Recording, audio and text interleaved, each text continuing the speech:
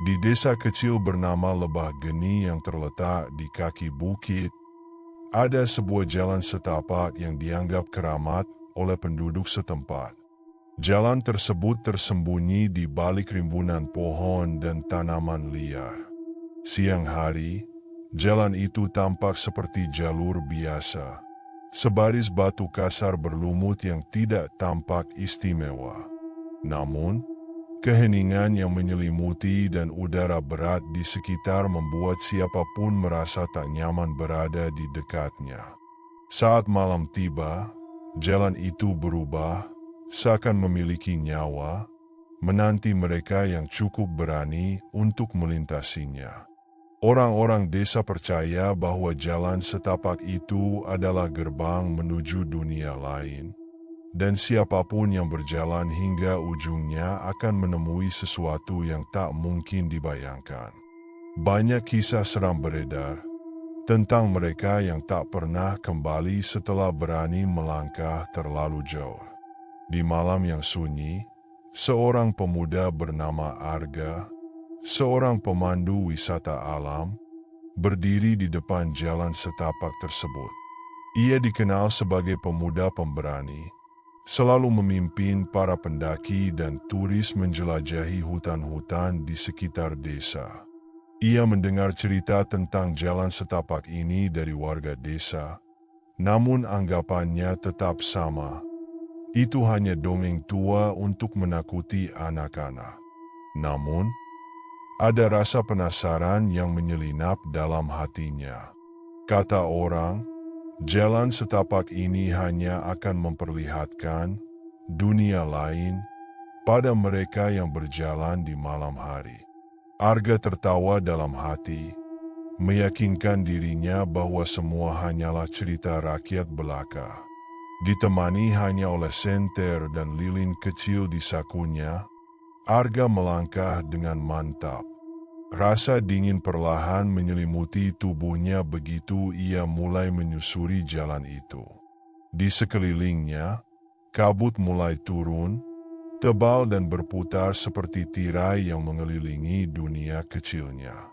Langkah kakinya menggema di jalan berbatu, dan dalam keheningan itu, Arga mulai mendengar bisikan samar yang seolah datang dari segala arah. Semakin dalam ia melangkah, semakin aneh suasana yang dirasakan. Pepohonan di sekitar jalan setapak itu tampak melengkung ke arahnya, menciptakan bayangan gelap yang seolah menekan dan memerangkapnya. Kabut semakin tebal, seakan membentuk dinding putih yang menutup jalan keluar. Arga mulai merasa ragu.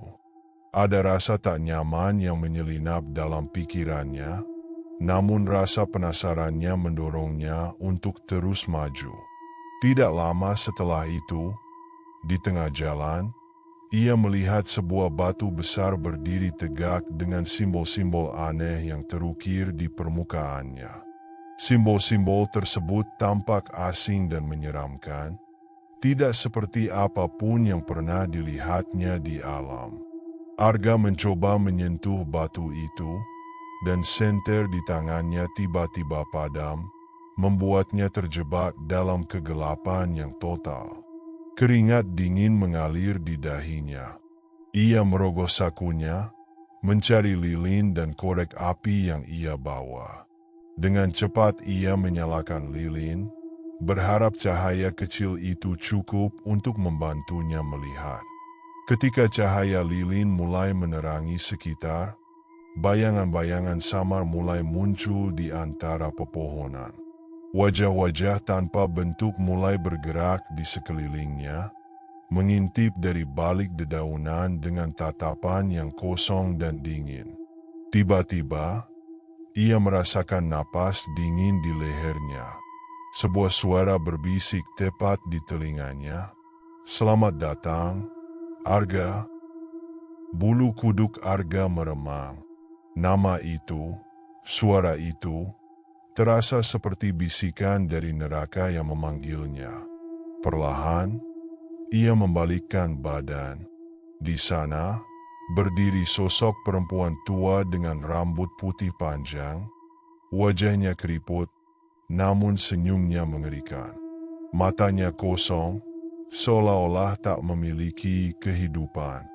Kau telah dipilih untuk menempuh jalan ini, ucap perempuan itu dengan suara dingin, nyaris seperti desis ular.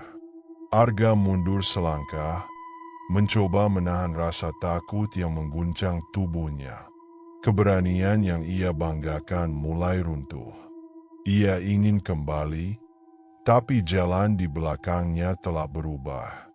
Pohon-pohon yang tadinya berjarak kini berdiri rapat, seolah membentuk dinding yang mengurungnya. Jalan ini hanya satu arah, Arga, bisik perempuan tua itu, matanya menatap tajam menembus jiwa Arga. Jika kau terus berjalan, kau akan sampai ke ujung, dan di sanalah penghuni sejati menunggumu. Dengan napas yang mulai tersengal, Arga melangkah maju. Ia merasa tak lagi memiliki pilihan, selain mengikuti jalan setapak ini hingga akhir. Setiap langkah terasa semakin berat, seolah-olah tanah di bawahnya menariknya lebih dalam. Sesekali, ia mendengar suara tawa yang menyeramkan, seperti suara yang diambil dari kedalaman paling gelap.